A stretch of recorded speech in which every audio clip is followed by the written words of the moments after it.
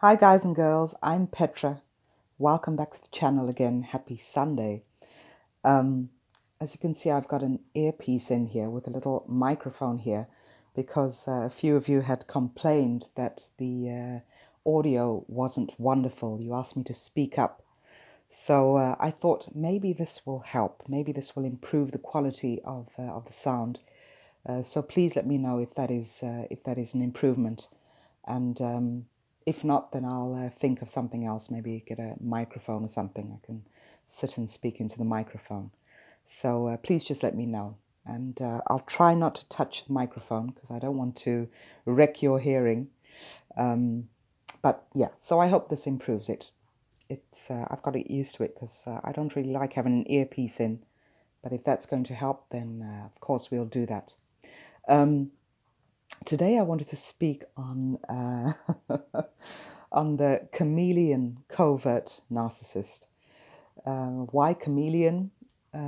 Several people here on YouTube have spoken of the chameleon covert, and I think when we speak on narcissists, often we compare them to certain animals, and I know oftentimes I've said it a few times. I tend to compare them to reptiles, to snakes. Just the slithery and covert, sneaky way that they go about things. So I think another great analogy, just to put it into perspective, is the chameleon covert narcissist.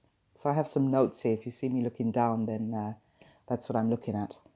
Um, some of you may have a pet chameleon. I know that growing up in Africa, we'd often have them in the trees in the garden, and of course we could never see them.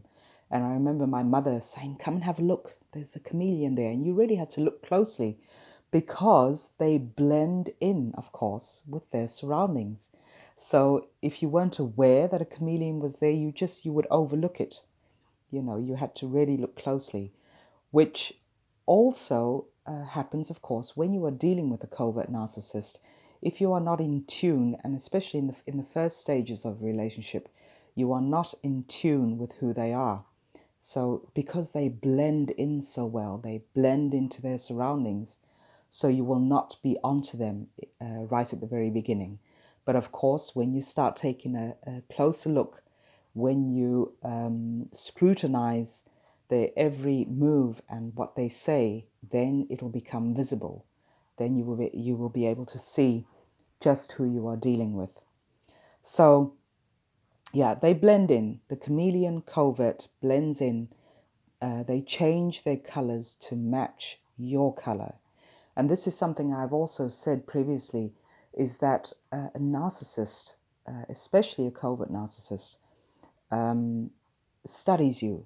They love studying the mannerisms of others, um, the good traits of others. They will study this and then they will project this onto you so that you feel that you are dealing with someone who is just normal and who is healthy.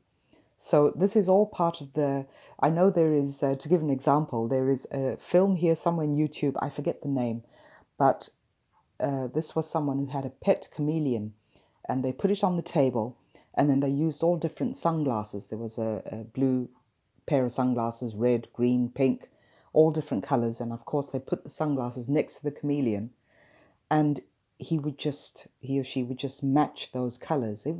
It's really fascinating to watch.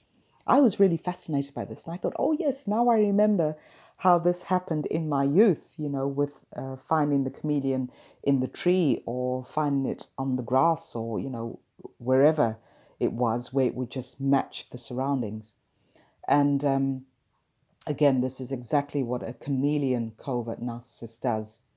So I don't know if you've watched a chameleon. They have a very funny way of walking. They sort of they take one step forward and then they go back a bit and another step forward. So there's this movement. And I thought it is so typical of the covert narcissist where they move back and forth. They go from stroking you to striking you. Then they stroke some more and they strike, and they stroke more and they strike. So it's this back and forward movement which throws you totally off balance, because one time, at a certain time, they are very loving and kind and warm. So they stroke you, they stroke your ego, they make you feel as if you are understood, as if you are heard. And then a day later, or maybe a minute later, they will strike you. They will project onto you. They will gaslight you. So this is this back and forward movement that I'm sure all of us have experienced at some point or other with a covert narcissist. They, of course, have developed a false sense of self from a very young age. So they are never to be trusted, because it's one step forward and two steps back. So you don't know where you are. You don't know. You have no common ground, really. And this is what throws you so off balance, because you keep questioning certain things. You question why they strike you, and then you start questioning why they are stroking you again. This is all from their false sense of self, as I have mentioned before. Their intentions are laced with deceit and untruths. So, when dealing with a chameleon narcissist, don't be fooled by the colors that they take on when they are with you.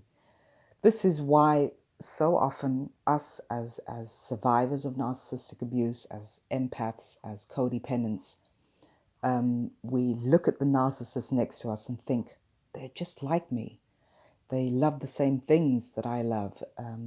We can have these great conversations. We love taking holidays in the same places. Whatever the case may be.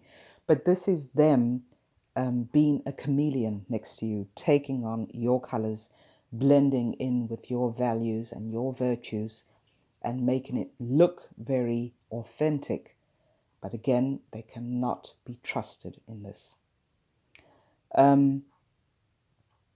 I was having a discussion, just to sidetrack a bit here. I posted a blog on LinkedIn about 3 weeks ago, and I was just bombarded with haters. All these, I don't know, managers, directors of certain companies, who just completely attacked me because they found that I should be more educated on narcissism. They thought I was very, what is the right word? That I was just, writing down stuff from just the 2 experiences or 3 experiences I'd had with a narcissist. And they said, you need to go and follow a proper education, because you are not, you shouldn't be allowed to speak on narcissism without the proper education. And this, first I got a bit irritated and angry at it all, but I do understand it, where professionals tend to think that the narcissist needs to be diagnosed by a medical professional, which of course is true. But on the other hand, a narcissist, especially a chameleon narcissist, does not realize that there is anything wrong with their behavior. So they will never make that attempt to ask for help and let themselves be helped by a professional. What I'm trying to say with this story is that this disorder, the narcissistic personality disorder, has very little to do, especially when you're speaking from a survivor's point of view, has little to do with a medical diagnosis, and has everything to do with your intuition. If something doesn't feel right, society has trained us to ignore our feelings, to ignore our intuition. And if you just trust that intuition, trust that gut feeling, then, you will know everything that you need to know. This is, I think, what also comes about when we are trying to decide whether we are dealing with the chameleon narcissist or not. is that we think, well, they haven't been diagnosed, they haven't been to see a professional, but your gut feeling is telling you something's wrong, the way this person is treating me is not right. I realize that they are trying to throw me off balance, or they have thrown me off balance. So my point in that is always trust your intuition when dealing with a narcissist, and in this case, the chameleon narcissist. Trust that. Don't put all of your trust into first getting an official diagnosis from a medical professional. And I'm not bashing the medical profession, absolutely not. I'm just saying that we as survivors, or those of us who are still in these toxic relationships, take the time to listen to your intuition and to trust it, because you cannot trust what the narcissist is telling you. You have to learn to trust yourself. So you can train yourself at some point, and this is I'm speaking more of those of you who are still involved with a narcissist, with a chameleon narcissist. You have to train yourself to recognize their pathological lying, their persuasion tactics, their vulnerability, or their supposed vulnerability, their victim act. Because when they find that one technique or tactic of manipulation is not working on you, they will take on the role of the victim. Because that is another thing that a narcissist is very good at, is taking on the role of the victim, and placing guilt trips onto you so that they win your sympathy. And by winning your sympathy, you as a good and warm person, by winning that sympathy, it just keeps you bound in this relationship. And a narcissist knows that this, they go for your soft spot. They play on that. They want you to stay in the relationship. They don't want you to cut off their supply. So they will throw a lot of their false promises at you of being given special treatment, call you their soulmate, call you the love of their life. This is working on your soft spot. So a narcissist is very good at deceiving you, is very good at playing that chameleon so that you think, well, I'm a vulnerable person, and this is what the narcissist is also showing me. So maybe there's something wrong with me. We tend to think as survivors that by changing our behavior patterns, that we can please the narcissist more and that we can make the relationship with them work. But as you also know, this is not the way it works. Because if you continue in this relationship, it is a false relationship. You are bringing yourself down. You are mistrusting your intuition. You are placing yourselves beneath them. And the real way to go in a relationship with anyone is where there is equality involved. And with a narcissist, with a chameleon narcissist, you never have equality. It is a false equality. All the special treatment, as I just said, when they call you their soulmate or they call you the love of their lives, this is the special treatment that we love to just wallow in. But this special treatment has been specially fabricated in the chameleon factory. And it is designed to keep you paralyzed in their grip. So be aware of this. Just become very aware. Becoming aware is your first step in healing and in breaking away from toxic relationships with the narcissist. Another thing that you will find with the chameleon narcissist is that there is a lot of bragging. They love bragging about themselves. And this can be anything. This can be their work, their parenting skills, certain accomplishments, hobbies, their education. They'll always put themselves above you, especially with education.